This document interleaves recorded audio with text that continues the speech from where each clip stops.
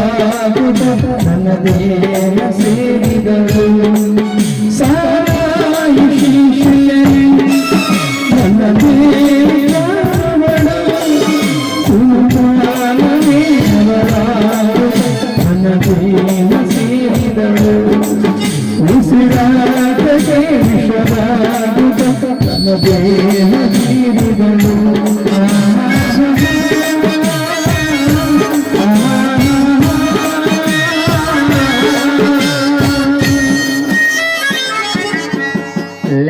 ತುಂಬ ಕೊಡ್ತೇನೆ ಆದ್ರೆ ಕೆಟ್ಟವನು ಲೋಪರ್ ನಾಮರ್ ನನ್ ಮಗ ಆದ್ರೆ ನೀನು ಸತಿ ಸಿರಮನೆಯಲ್ಲೇ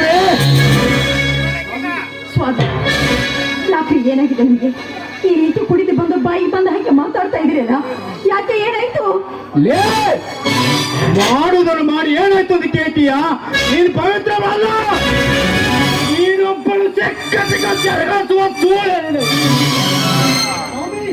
ಸ್ವಾಮಿ ಏನ್ರಿ ನಿಮ್ಮ ಮಾತು ಅಲ್ಲ ರೀ ಯಾರು ಹೇಳಿದ ಮಾತನ್ನು ಕೇಳಿಕೊಂಡು ಇಲ್ಲದ ಅಪವಾದವನ್ನು ನನ್ನ ಮೇಲೆ ಬರ್ತಾ ಇದ್ರಲ್ಲ ಇಲ್ಲ ರೀ ನಾನು ಅಂತವಳಲ್ಲ ರೀ ನಿಮ್ಮ ಕಾಲಿಗೆ ಬಿದ್ದು ಬೇಡ್ಕೊಳ್ತೇನ್ರಿ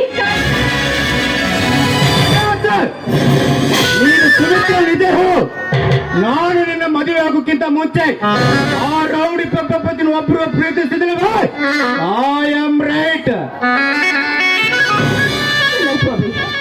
ನಾನು ಅಂತವಳಲ್ಲ ರೀ ಪತಿಯೇ ಪರದೈವ ಅಂತ ತಿಳಿದುಕೊಂಡು ಜೀವನ ಸಾಗಿಸುತ್ತಿದ್ದವಳು ನಾನು ಆದ್ರೆ ನನಗೆ ಸೂಳೆ ಎಂಬ ಪಟ್ಟವನ್ನು ಮಾತ್ರ ಕಟ್ಟಬೇಡಿ ಯಾಕಂದ್ರೆ ನಾನು ಅಂತವಳಲ್ಲ ರೀ ಲೇ ಹಾಗಾದ್ರೆ ಇಬ್ಬರು ಜೊತೆಯಲ್ಲಿ ಪಡತಿಸು ನಾನು ನೋಡಿದ ಸುಳ್ಳದೆ ಇಲ್ಲ ನನಗೂ ನಿನಗೆ ಯಾವ ಸಂಬಂಧ ಹೊರಟಾಗಿಲ್ಲ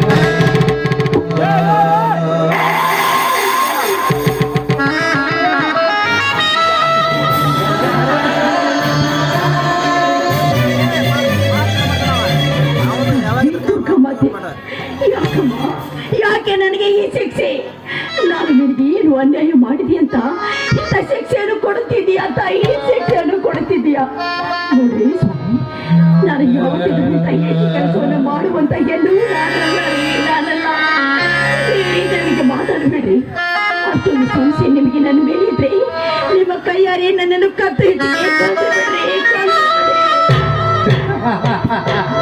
ಏನು ನಿನ್ನ ಹೊಟ್ಟೆಯಲ್ಲಿ ನನ್ನ ಮಗು ನಿಜ ನಿನ್ನ ಹೊಟ್ಟೆಯಲ್ಲಿ ಬೇತರ ಪಿಂಡಕ್ಕ ತಂದಿ ನಾನು ಅಥವಾ ರೌಡಿ ಪಪ್ಪ ಬಂದಿರೋ ಏನಾಗಿದೆ ನಿಮಗೆ ಮಾತಾಡ್ತಾ ಇದ್ದೀನಿ ನೋಡಿ ಯಾರು ಅಂತ ಕೆಲಸ ಮಾಡುಗಳಂದ್ರೆ ನಿಜವಾಗ್ಲೂ ಹೇಳ್ತಾ ಇದ್ದೀನಿ ಇದರಲ್ಲಿ ಯಾವುದು ತಪ್ಪಿಲ್ಲ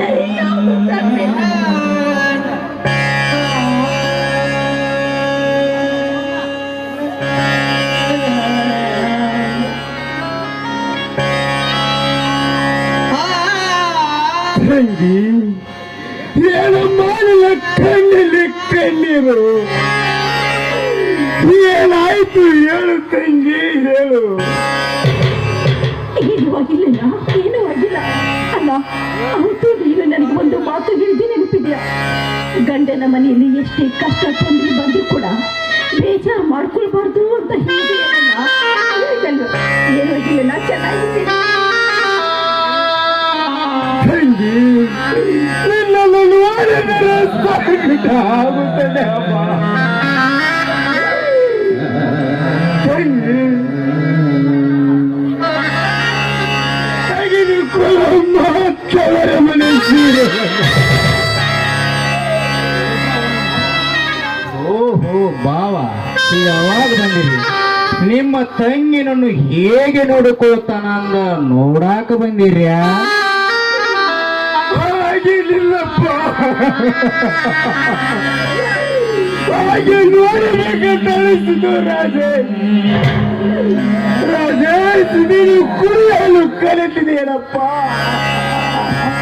ಮತ್ತಿನ್ನೇನು ಮಾಡಲಿ ಬಾವ ನನ್ನ ಹೆಂಡತಿ ಚೆನ್ನಾಗಿ ನೋಡ್ಕೊಳ್ಳುವ ಕೆಲಸ ಹುಡುಕುತ್ತಿದ್ದೆ ಕೆಲಸ ಸಿಗದ ತಿಂತಲು ಬೇಲು ಹಾಕ್ತಿದ್ದೇನೆ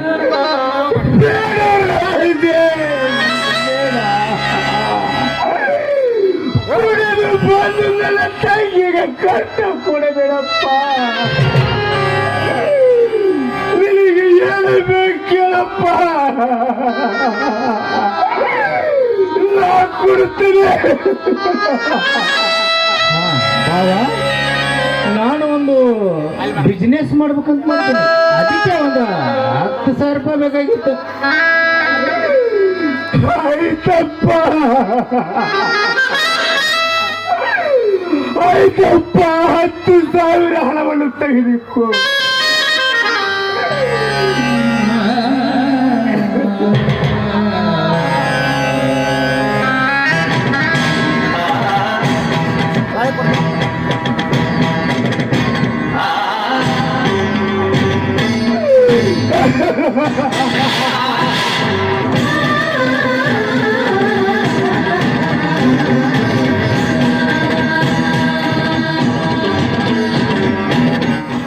ರಾಜೇಶ್, ಇನ್ನು ಮುಂದಾದರೂ ಒಳ್ಳೆ ಕೆಲಸವನ್ನು ಮಾಡಿ ನನ್ನ ತಂಗಿಯನ್ನು ಚೆನ್ನಾಗಿ ನೋಡಿಕೊಳ್ಳಪ್ಪ.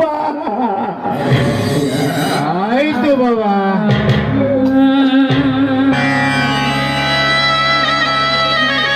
ತಂಗಿ, ನೀನು ಗರ್ಭಿಣಿ ಹೆಂಗಸು. ನಿನ್ನ ಮೊದಲೆಯರಿಗೆ ತವರು ಮನೆಯಲ್ಲಿ ಆಗಬೇಕನ್ನುವುದೇ ಈಗಿನ ಅಣ್ಣನ ಆಸೆ ಕಲಂಬ.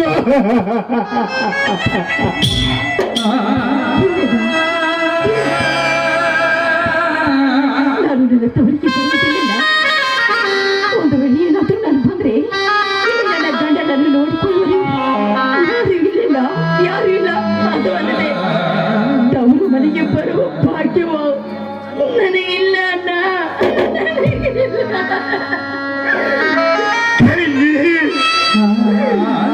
ನಾನು ತಪ್ಪು ಮಾಡಿಲ್ಲ. ಆಲಿಸುತ್ತಿದೆ ಕಲಂಬ. ಇನ್ನು ಬರುತ್ತಿದೆ ಕಲಂಬ.